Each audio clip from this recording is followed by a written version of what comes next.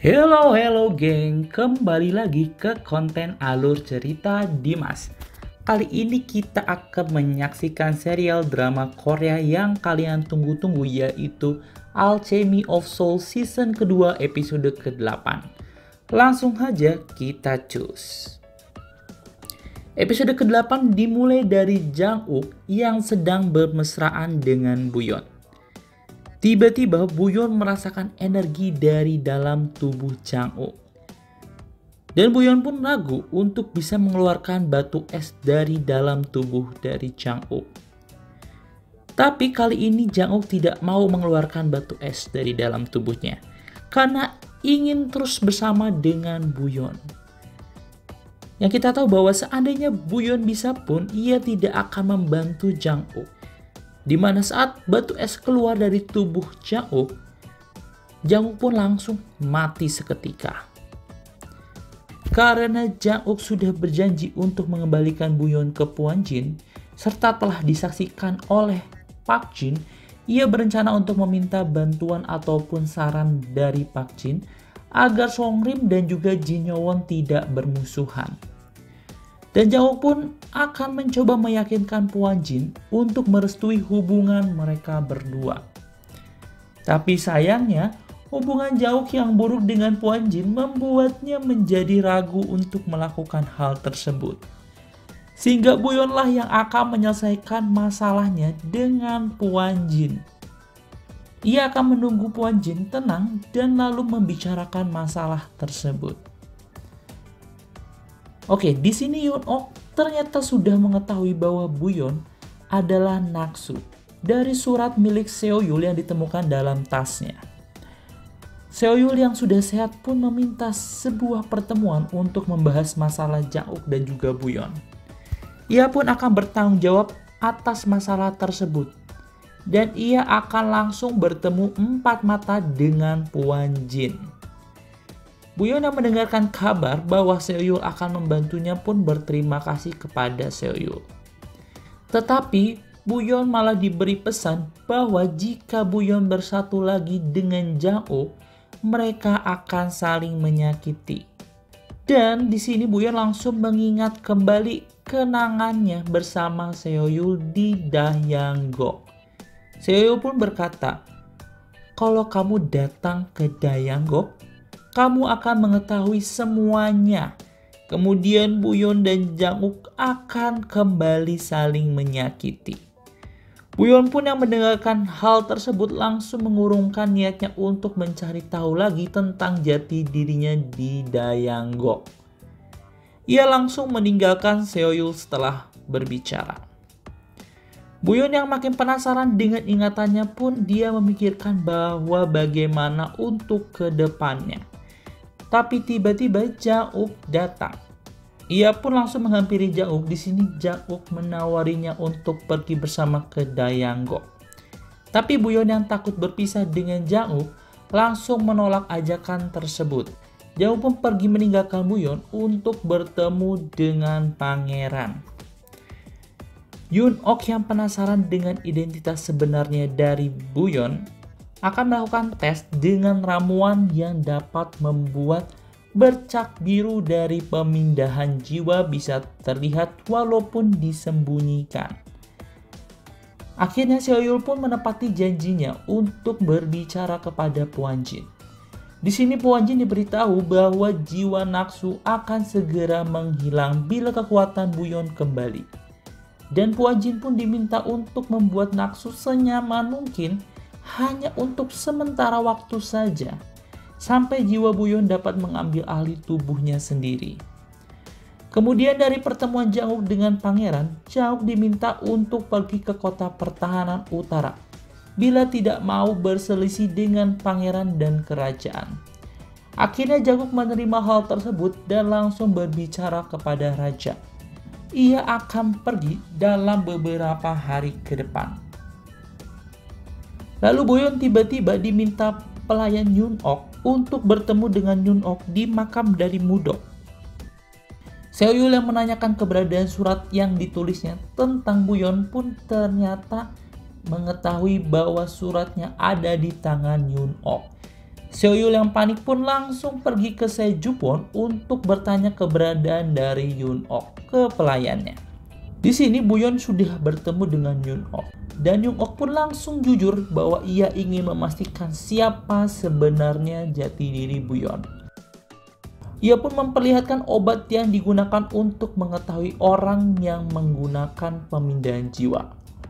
Yoon-ok yang iri dan dengki pun langsung menyiram Buyeon bak seperti anak tirinya dengan ramuan itu dan membuat pakaian Buyeon jadi basah.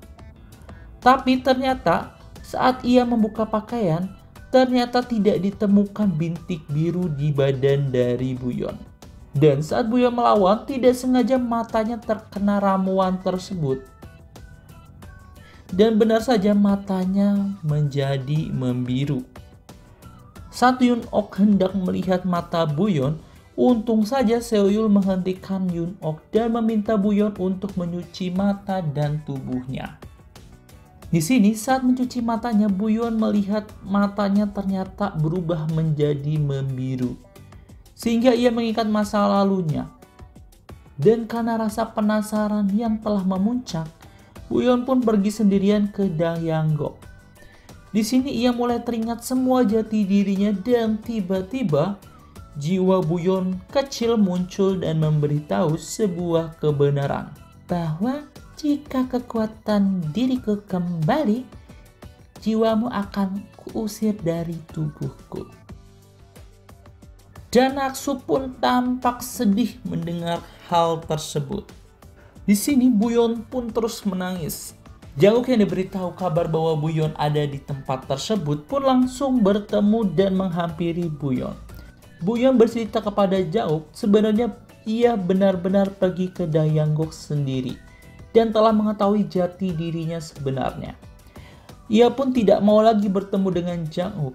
Ia mengaku bahwa ia menemukan seseorang yang sangat ia cintai, tetapi orang tersebut tidak mengenali dirinya yang sekarang. Ia pun lantas hendak pergi ke Jinyeowon untuk meninggalkan Janguk. Janguk yang salah paham pun terus meminta Buyeon untuk bersamanya dan menemaninya. Tapi Buyeon tetap pergi meninggalkan Janguk dan sambil meminta maaf. Janguk yang terus memikirkan Buyeon semakin penasaran tentang siapa laki-laki yang dicintai oleh Buyeon. Ia pun memutuskan untuk pergi ke Jinyeowon, tapi sayangnya Buyeon tidak mau menemui Janguk.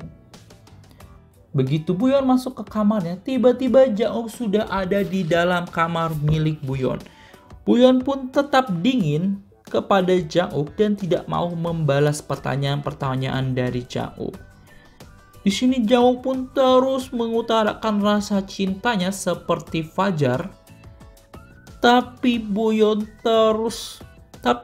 tidak mau mendengarkan sama sekali. Dan Janguk berbicara bahwa ia akan terus menunggu Buyeon hingga ia dapat melupakan semua tentangnya. So sad. Janguk pun langsung pergi dari kamar Buyeon. Di sini Janguk pun akhirnya pergi sendirian ke kota pertahanan utara tanpa ditemani oleh istrinya. Karena banyak ditemukan patung Hwajo di danau, warga-warga pun merasa panik sehingga harus segera melakukan ritual untuk turun hujan. Jinmu pun tampak senang mendengar kabar tersebut dan akan segera mengadakan pertemuan untuk membahas ritual Gyeongcheon, di mana ritual untuk menurunkan hujan. Jinmu pun bekerja sama dengan pangeran untuk mengganggu ritual Gyeongcheon sehingga mereka dapat menguasai telur burung Hwajo dan mengambil alih Jinyeowon. Sebelum melakukan ritual Gyeongcheon, Jinmu bertemu dengan Puan Jin. Di sini dia berbicara bahwa yang akan melakukan ritual Gyeongcheon bukan dari Jinyeowon, di mana tidak ada penyihir Jinyeowon yang sanggup melakukan ritual itu sekarang. Puan Jin pun tetap tidak mau menyerahkan relik ataupun artefak yang diperlukan untuk ritual, jika bukan Jinyeowon yang melakukan ritual tersebut. Ia pun terus diancam oleh Jinmu, dan akhirnya membuat Puan Jin untuk memperlihatkan artefak perisai yang akan bisa dia gunakan untuk menggugurkan perintah raja sekalipun. Kemudian diperlihatkan Buyon yang stres didatangi oleh Choyon untuk mengajaknya main bersama dan menjadikannya nyamuk saat pergi bersama Danggu. Tapi tiba-tiba pengawal Jin Yowon masuk dan meminta Choyon untuk mengantarkan perisai ke Chonbukwan untuk membantu Puan Jin. Buyon yang mendengar nama Jinmu langsung menawarkan dirinya untuk menggantikan Choyon. Buyon pun pergi ke Chonbukwan bersama para pengawal Jin Yowon. Tapi tiba-tiba pangeran datang di tengah-tengah obrolan antara Jinmu dan Puan Jin untuk menarik ataupun mengambil perisai dari Jin Yowon. Buyon yang sedang masuk pun tiba-tiba melihat kura-kura milik pangeran dan membawanya masuk. Saat perisai hendak diserahkan kepada Jinmu, Buyon menolak untuk memberikannya dan dia pun akan menunjukkan bahwa ia adalah pewaris Jin Yowon yang memiliki kekuatan untuk melindungi perisai. Untuk itu ia akan diuji dengan cara yaitu masuk ke penjara Chonbukwan yang diberi nama Guido, di mana begitu masuk dari pintu tersebut tidak akan ada yang bisa keluar, bahkan sampai menjadi hantu. Di sini Jinmu pun akan memasukkan perisai tersebut dan dalam waktu sehari Buyon harus menemukan perisai tersebut. Jika berhasil, Jinmu akan mengakui kemampuan dari Jin Buyon. Buyon pun masuk ke dalam Guido. Saat di dalam, kura-kuranya pun menuntunnya ke arah yang benar. Tapi saat memasuki hutan, ia tiba-tiba diserang oleh Guido. Ia pun berlari sampai dirinya terpojokan. Dan saat ia hendak dibunuh, Jangwook pun datang untuk menyelamatkannya. Tapi saat melihat mata dari Buyon, terlihat matanya yang sudah berubah membiru. Dan episode ke-8 pun berakhir. Kalau kalian suka bisa like, komen, dan juga subscribe. Bye-bye.